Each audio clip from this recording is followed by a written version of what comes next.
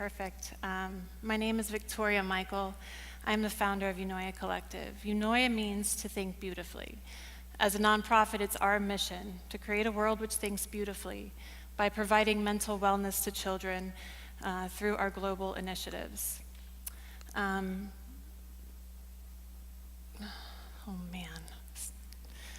Through our global initiatives, especially to those children who have been affected by abuse and neglect. In the early 1990s, CDC and the Kaiser Permanente teamed up. They evaluated 17,000 participants to better understand the relationship between ACEs, or adverse childhood experiences, and adult health and well-being. They found that the wider the extent and exposure of 10 types of family dysfunction, abuse, and neglect, the higher the risk for maladaptive behaviors, mental and physical illness, and even early death. Here are brain scans of two 3-year-old boys. One was raised in a healthy home, and the other was severely neglected. The neglected boy has largely dormant regions in his brain, especially in the temporal lobes, which are heavily responsible for regulating emotion. Since I was raised in a healthy home and all my shitty life experiences didn't happen until I was older, I have an ACE score of 0. And I am of the lucky few. The CDC reports that 67% of people have an ACE score of at least 1 or more. So statistically, you're either one of them or you're sitting between 2 of them. These people are our family, our friends, our loved ones, and sometimes even our children.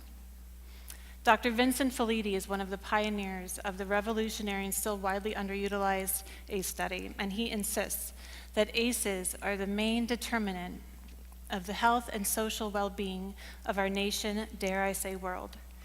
So the next time that you're watching the news or you're dealing with that asshole from work, and you think to yourself, what the hell is wrong with this person? Try asking instead, what happened to them?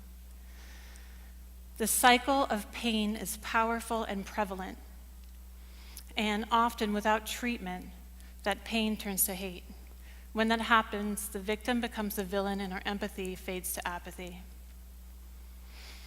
And when that hate doesn't turn outwards, it often turns inwards, resulting in re-victimization and self-destruction. So today, I want to share with you a few tools we employ through our programs to promote healing and to create a world which thinks beautifully. First, acknowledge your pain, and maybe you have in the first few minutes. We should have all listened to the late King when he said, if you want to make the world a better place, take a look at yourself and make that change. And the good news is that you can. That same rapid proliferation that made the brain so vulnerable to trauma in our earliest years may not be so rapid, but it's still doing its thing. Neuroplasticity is the brain's ability to adapt, reorganize, and regenerate healthy cells while pruning the old ones. Quickly, Marvin, just want to thank you for being my model RMC. Very nice. Find a therapist, someone who can literally help you rewire your brain. These are some of my DIY faves. So nature, art. If you don't know where to start, take Hemingway's advice, write clear and hard about what hurts. And meditation's also a powerful practice, but the most impactful way to negate the effects of childhood trauma is building healthy relationships. Human connection, as validated by Dr. Bruce Perry on a recent 60 Minutes special with Oprah. She elaborated to say, what he really means is love. He's a scientist, he's not going to say love, but it really is how we're valued, cared for, respected, and loved. She then went on to speak about that person for her after years of sexual abuse, her 4th grade teacher. So be kind. You never know what people are going through, and you don't know how an act of kindness can be transformative in someone's life, which you would know if you saw Deadpool 2. It's a really good movie. And last, I want to share with you something my therapist shared with me. She said, it isn't until you do the work of healing to become whole and confident humans that you can be authentically kind and gracious ones.